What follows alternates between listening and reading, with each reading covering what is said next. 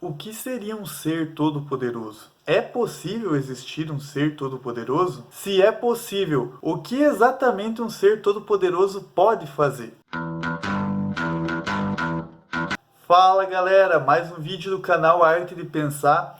Hoje a gente vai tratar de um tema aqui que é a onipotência de Deus, ou o que significa dizer que Deus é onipotente. Na verdade, eu já fiz alguns vídeos sobre isso aqui no canal. Se você procurar aí na playlist Filosofia da Religião, tem um vídeo que eu falo do conceito de Deus, que é todas as características que geralmente se afirma que Deus possui, entre elas a onipotência.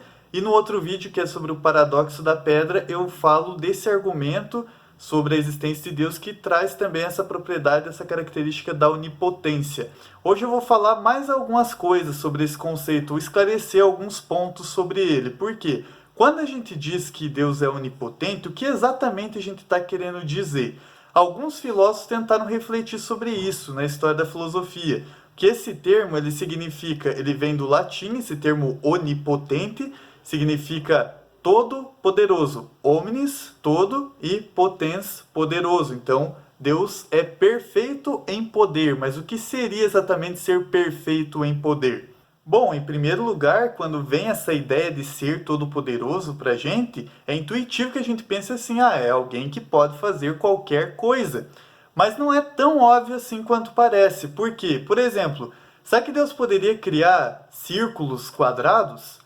Ou será que Deus poderia criar solteiros casados? Porque se ele pode fazer todas as coisas, será que essas coisas estão dentro do conjunto de coisas que Deus pode fazer? Várias pessoas tentaram solucionar esses problemas no decorrer da história. Por exemplo, o filósofo Descartes dizia o seguinte, que dizer que Deus é todo-poderoso significa dizer que Deus não é limitado por nada, inclusive pelas leis da lógica e pelas leis da matemática. Ou seja, Deus poderia fazer, por exemplo, com que 2 mais 2 fosse igual a 5. Mas parece meio estranho dizer isso. Isso não parece ser uma boa resposta para solucionar os problemas da onipotência divina.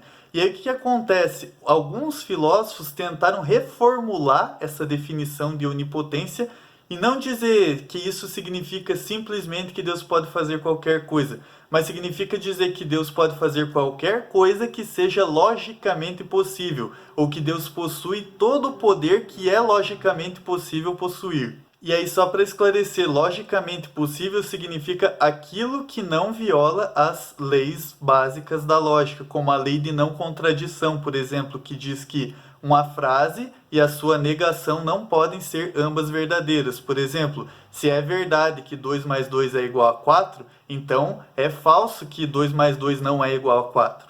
O filósofo britânico Richard Swinburne, por exemplo, defende essa descrição, essa ideia de onipotência de Deus, que Deus pode fazer tudo aquilo que é logicamente possível.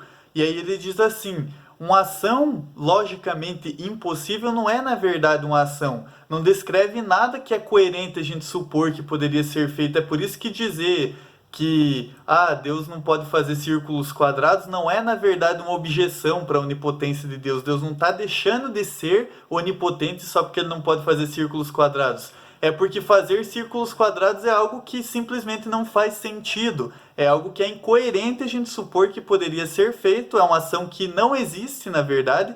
Não é uma ação logicamente possível e por isso não serve para dizer que Deus não é onipotente.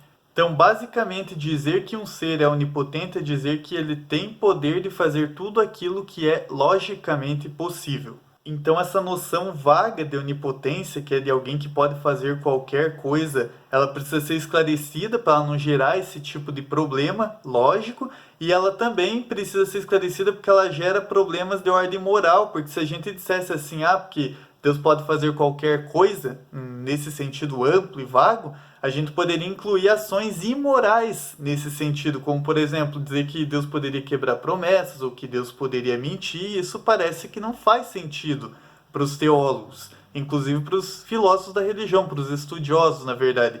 E aí, claro, uma definição melhor seria dizer não que onipotência significa poder absoluto ou poder de fazer qualquer coisa, que é a definição que a gente deu lá no início, mostrou os problemas e mostrou que ela precisa ser esclarecida, mas sim dizer que Deus tem poder perfeito, que Deus é perfeito em poder, que é uma visão que vem lá de Santo Anselmo, por exemplo, e nesse sentido Deus seria um poder infinitamente maior do que os outros seres, do que qualquer outro ser, o que não significa que ele pode fazer coisas que é absurdo a gente supor que ele poderia fazer, como os círculos quadrados, ou quebrar promessas, ou mentir, ou fazer com que 2 mais 2 seja igual a 5.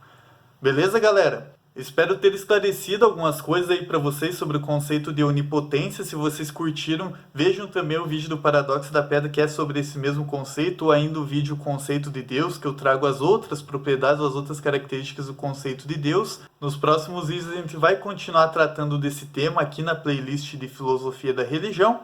E curtam, se inscrevam no canal e vejam as nossas referências.